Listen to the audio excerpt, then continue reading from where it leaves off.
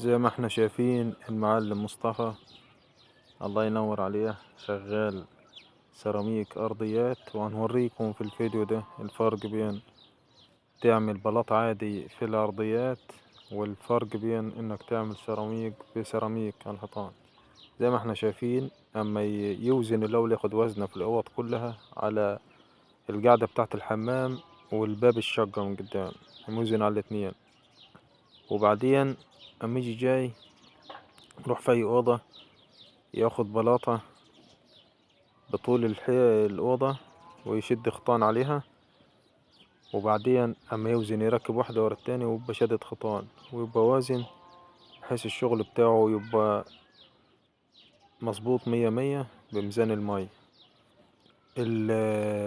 بعد ما يوزن، وبعد كده البلاطة العادية زي ما احنا شايفين، يحط المونة ويقط يساوي الأرضية زي الناس، ويجي حط المونة ويجي لازق البلاطة ويضرب عليها بالشاكوش بتاع البلاط، بحيث يوزن البلاط في بعضيه.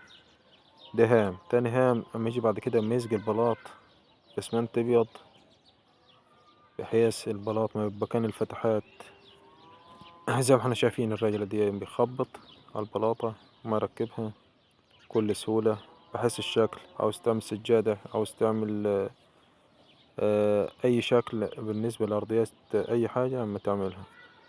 الله ينور معلم مصطفى طبعا.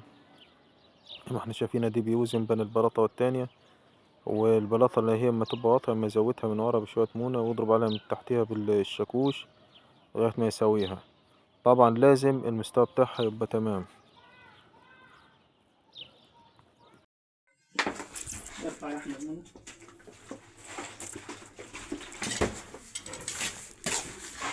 الوش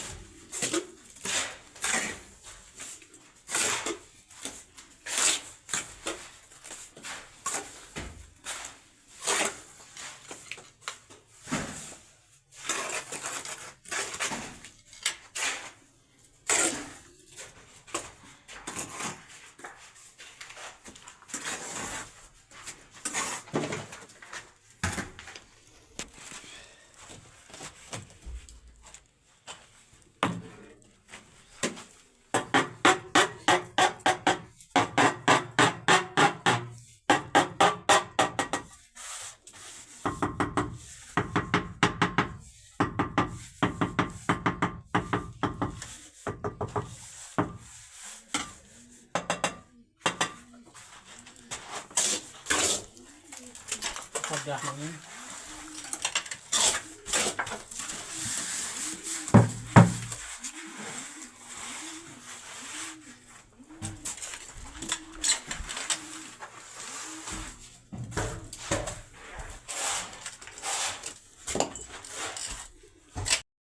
بسم الله الرحمن الرحيم. طبعا بطريقة بل البلاطة، مش كل البلاط، في بلاط بيتبل، في بلاط ما يتبلش، في بلاطة لازم تشبع منه، في بلاطة لازم نبلها بلة خفيفة كده قبل الشغل. احنا هنا كده بنعبي البلاطة بالطريقة الصحيحة.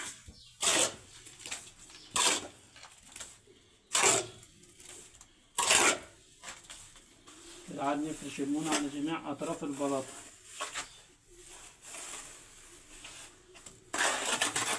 ماسك المونة بالمسطرين علشان تتأكد من المونة ماسكة جميع الأطراف.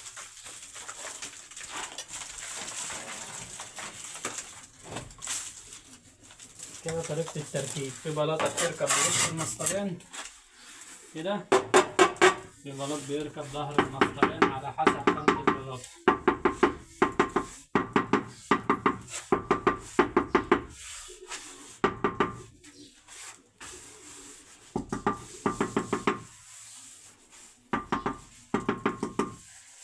بعد كده بتظبط شغلك على الخط الأحمر هكذا.